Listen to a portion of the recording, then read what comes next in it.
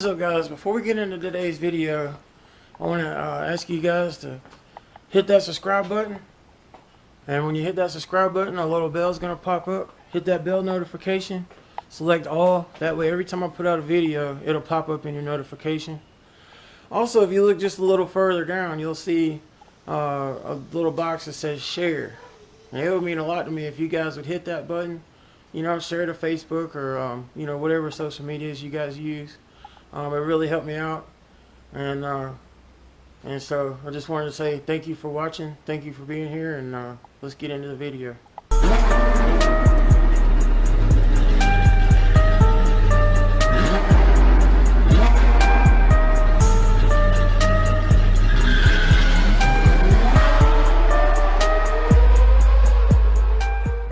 What's going on, guys? Made some more changes to the Trailblazer. Hopefully we finally solved our issue with the throttle. We'll find out right quick. If it fixed it, we'll talk about what happened. So I got my son here, Chase. He's gonna hold the camera for me, or try to, and we'll see what happens. Here you go. Alright, we're just gonna pull out and hope it don't trip.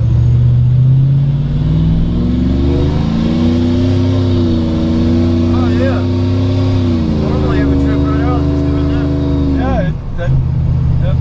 Back to your seat. Whoa. Dude, that was like 25% throttle. Are you ready? Oh yeah. Hold on. Wait, let's make sure let's get past the sheriff's house. Yeah, we definitely don't want to get a jump. I think that's the sheriff in that F-150 right there. I think so too. Yep, that was him. Yeah. That's the old sheriff's house right there. Although his car's not there. It's squad car. Alright, let's do it. Do a little bit of a pull. Ready? Yep.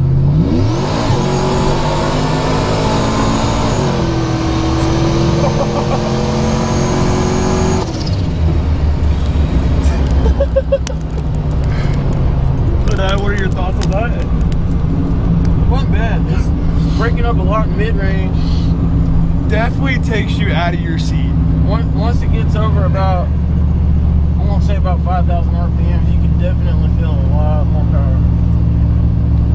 Whew, I got a little bit of a rush going on. Yeah, a little shaky. But it hasn't cut out. So that means I can start really getting it dialed in now. But the mid-range is breaking up like crazy. Like, you can tell it's just too rich. Yeah. You should have, next time I pull out up here, you should have, like, look at this barometer. Alright, so yeah. That was the second time I've been in this truck since you've done stuff to it. Yeah, the other time was just like a little. Yeah. And we did that in the neighborhood, so it wasn't, you couldn't really get a taste for it. And by the way, even the drag radials were spinning back there. I definitely felt it go that way a little bit, yeah, but then it cut back and it went straight. They were spinning all the way through second, but I think they got warmed up and started hooking. So. Yeah. Oh, it tasted a little warm. Man. Alright, you ready? Look at this, bro.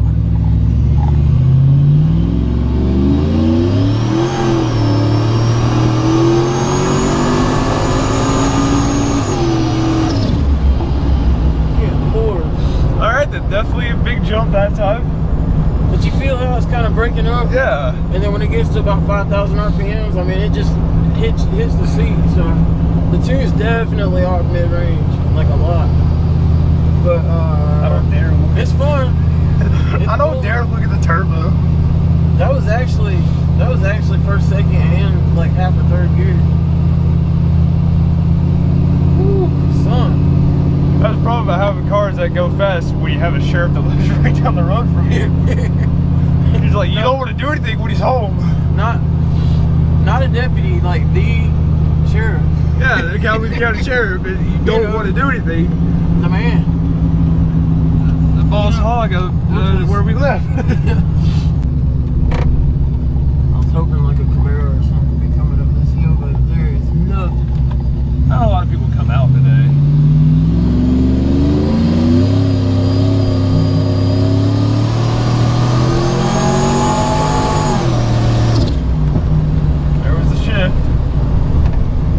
Definitely pulls you back. Yeah. I gotta definitely work on the tuning though. Heard a little wobble back there. We're gonna get the other methanol nozzle put in and work on the tune. Yes. It's getting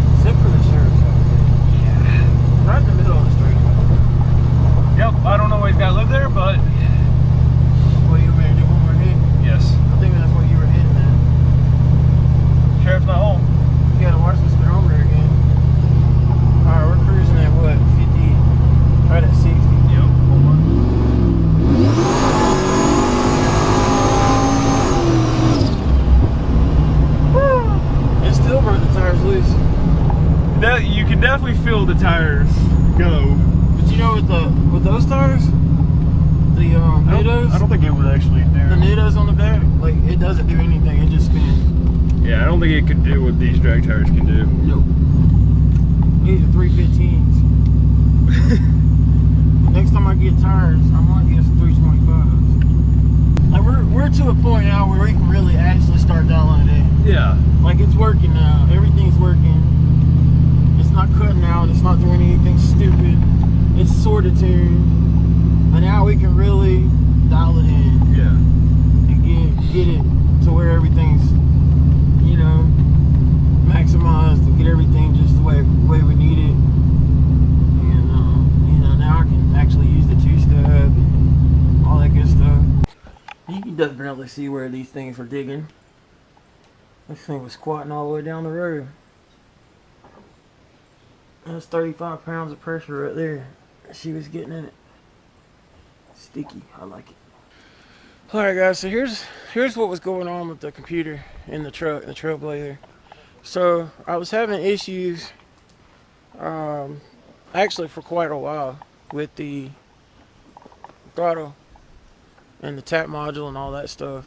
So we finally figured out just a couple weeks ago, which we talked about in a previous video, and we needed to scale down the VE table and scale down the fuel injector data. There's some kind of hard-coded limits or something in the P59 PCM that was you know, just making it cut out. And I can't remember, it was like a 2135 or a 1516 or something code it kept throwing. And or maybe even a P0068. I can't remember. I have all those tables maxed out, so it's not anything that we could access. So we finally figured out to scale the VE tables and the fuel injector data down, and that seemed to fix it. I drove it around a little bit, didn't have any problems with it. Fast forward to the night before the dyno, and the E85 sensor was not reading. And I just thought maybe there was something else that I had forgotten to enable in the tune or something. So I started digging through it that night, and couldn't get it to go, and I knew I had it wired right. And so I started doing some research, and come to find out, on the P59 PCM, HP tuners kind of just makes you think that you turn it on. You don't really turn it on. And so if it's a vehicle that didn't originally have E85, HP tuners is not going to turn it on. Not on a P59. It may work on other ones, but not on a P59. So with the help of a couple of friends online, I was able to do a segment swap and get my E85 sensor working, and I thought all was right with the world. And then when I went to the dyno, I started having problems with a U0107 code, which is a loss of communication to the tach module. And I'm thinking, okay, I lost the ground somewhere. I had some weird stuff going on because there was even a fuse. You guys saw in the dyno video, a fuse blew on my PCM a couple times, the PCMB fuse. I ended up putting a 30 amp fuse in there, and it held the rest of the night. So so I was thinking maybe that was also maybe an issue with the you know, maybe when it was tripping out for the U0107 code, that it was, you know, as everything was tripping out, it was blowing the fuse. I'm not really sure, but I haven't had that issue since either. So I'd even done some research online, and people were saying that when you get that U0107 code, that you lost the ground, and so a lot of people had actually taken and ran a ground and bonded the negative battery terminal to the tach module, from the tach module to the PCM, and from the PCM to the throttle body, just in case I lost the ground. And that didn't make any difference at all. I mean, nothing. It did absolutely squat.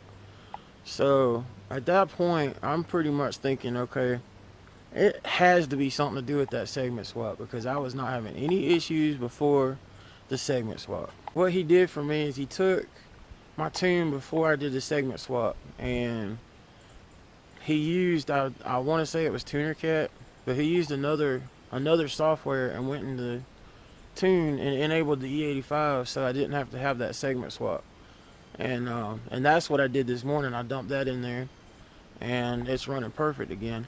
So whatever the issue was with that loss of communication to the tach module was some kind of hard-coded incompatibility with the tach module from that other segment that I swapped in, which was from a 2004 Chevy Avalanche. And so I'm guessing if I would have had a tach module from that Chevy Avalanche, it would have worked fine, but it was not happy with my tach module, which is also a 2004. But anyway, when I put my original segment tune file and everything back in, now it works fine. So for the last, I guess, just about a week, I've been tearing my hair out for basically just because of a issue with the tune. So it looks like we got that worked out now, and you know, so I'm real happy about that.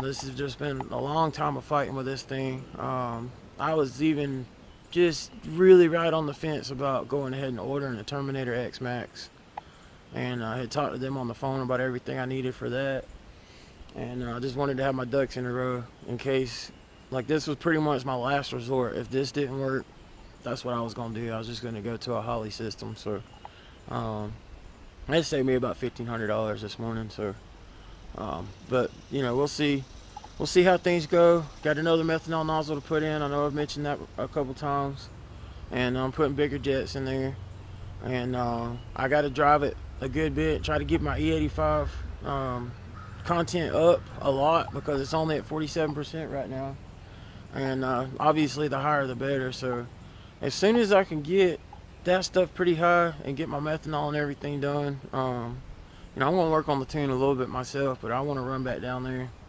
and see what she ends up making. So anyway, I don't like to forecast numbers too much, because I'd rather be surprised than disappointed, but we should definitely be over 700 wheel horsepower once I get the methanol and the E85 straightened out. So y'all stay tuned for that, and you know, hopefully here soon we'll get that going, and I'd like to get a good burnout video and a couple other things with the truck. And then of course we still got a lot of stuff going on with the Nissan Skyline, so y'all stay tuned for that. So anyway, I appreciate you guys watching. Hit the like button, subscribe. Down underneath the video on the right, there's a share button. It would really help me out a lot if you guys would just share these videos. And you know, I'm working real hard to put this content together for you guys. You know, I enjoy doing it, but I would really like it, you know, to see you know, some more interaction with you guys. So, you know, drop a comment, let me know what you think about the build, and we'll holler at you later. Thanks for watching. See ya.